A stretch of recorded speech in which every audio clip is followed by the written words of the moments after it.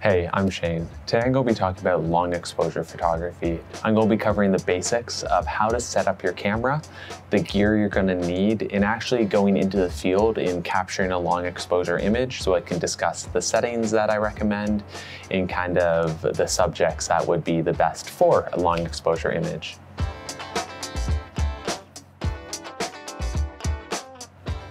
So long exposure photography is something that's really stuck with me over the years.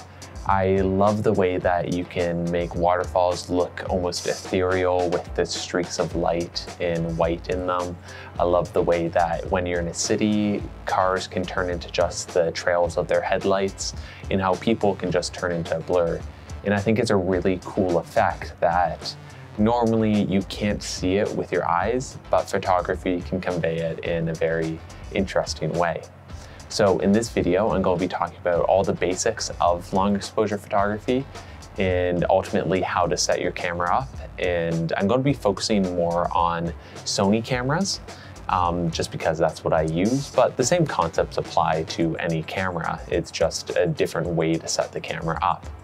This is also going to be the first part of a 3-video series. I'm going to be covering long exposures, time lapses, and then lastly, star trail photos and videos. And I'm gonna cover those sequentially in these 3 videos, and I'll just ramp up the complexity as I go from subject to subject. So this video is just about the basics. Speaking of the basics though, I'll talk about the equipment you're gonna need. And this is very simple, thankfully. You only need really 3 things. That is a camera, which does not need to be fancy. I use the Sony a7R III, which is a very nice camera, I can't complain. But when I got started with long exposures, I used an iPhone 5. It really does not need to be the most fancy device. As long as it has a camera on it, it can take a long exposure photo. The next thing you're going to need is a lens. Again, a lens does not need to be fancy. You can have the kit lens. It is actually probably one of the better lenses to use because all you need to do is stop the lens down and it's going to be sharp enough for a long exposure photo. So you don't need to buy any new lens as long as there is a lens on your camera to start with. The last thing you're going to need though is a tripod. This one is not a necessity in terms of being fancy. I have a decent tripod as well, but honestly, when I got started, I was using a GorillaPod with my phone, and you can use just a simple, little teeny tripod. As long as your camera can stay steady, you can take a long exposure photo. The last thing that you could use is kind of optional, and that is an ND filter. These aren't necessary for long exposure photos, but they're really, really handy. Here I have a 3-stop ND, and often for long exposure photos, I'm using a 10-stop ND.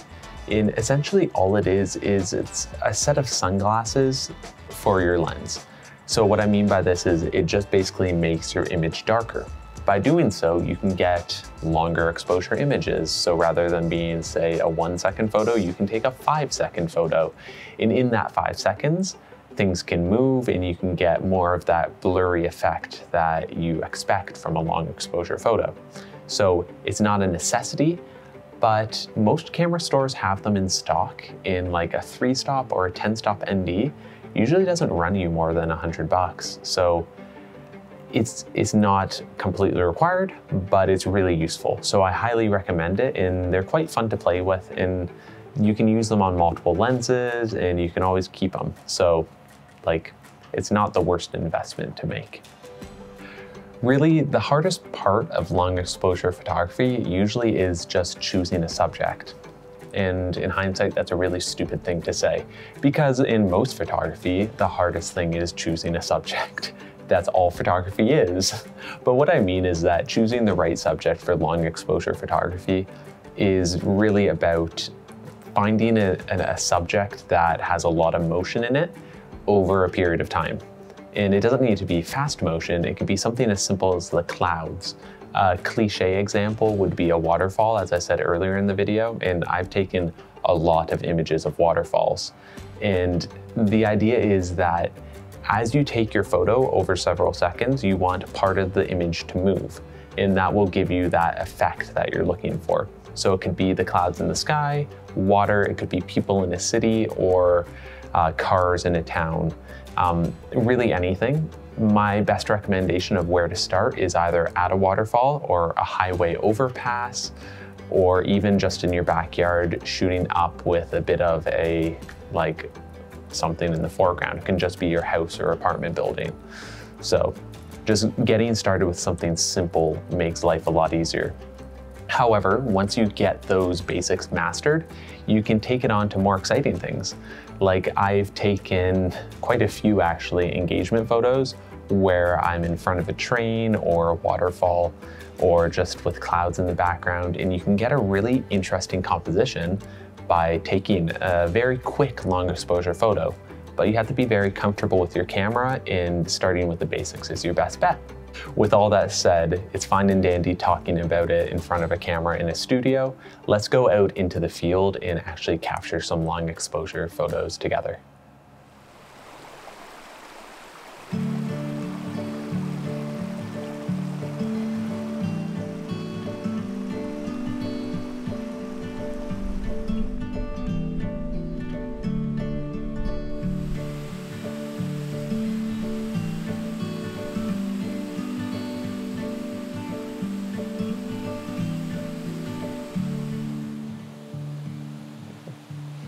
Hey, so here we are at Tiffany Waterfalls here in Hamilton, Ontario. This is very close to where I live, and it's an absolutely lovely location if you're going to be taking photos any time of year, but it's especially pretty in the winter when it gets iced over like this. We had a fresh snowfall yesterday, and it's quite nice because everything is nicely powdered. The only catch is it is very cold right now and quite windy, so I apologize if my audio isn't as good as it normally is. But let's get right on into the video.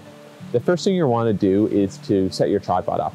I've already taken the liberty of doing this. It's very simple. You put it on the ground. The next thing is you want to set your camera up. So the first step is getting your camera into manual mode. You just turn the dial on the top to manual. It's quite easy. The next steps are getting your settings set up. So I'm going to set my ISO to 100 and set my aperture to anything really just while I'm starting. I'm going to set to 5.6 and my shutter speed to 1/200. This is just because I'm going to be taking some test shots first, because I want to see what the composition is going to look like before I spend a few seconds taking a photo. The next thing that you want to do is turn on a shutter delay. So this basically is a self-timer to the camera. So you set a delay of 2 seconds or 10 seconds or 5 seconds, whatever your camera can do. And this will allow you to reduce the amount of shake that your hand physically causes the camera to have when you take your photo. So I'm going to go ahead and take a few test shots just to see what the scene is going to look like before I make a long exposure.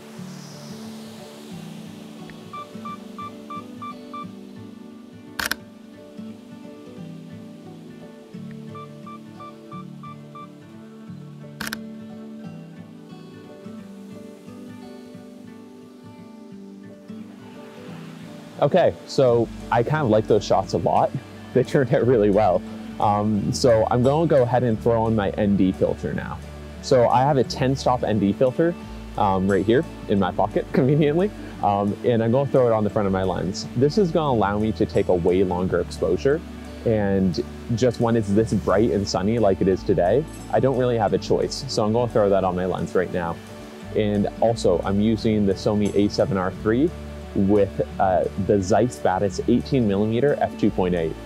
It's a little bit of an overkill setup for a scene like this. However, it's actually all I have, so we're going to use it.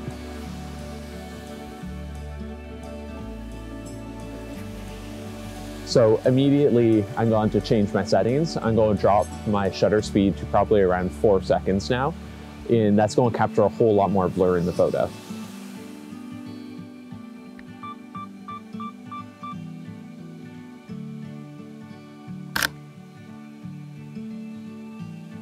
Wow, that's really cool. I'm very happy with this. So essentially, that's basically it.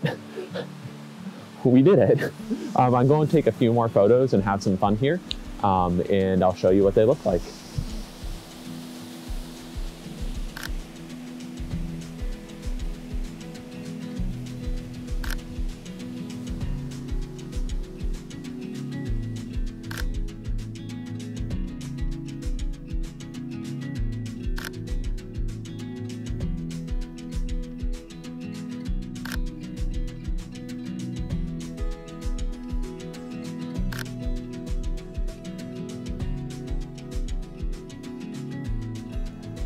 So that's it.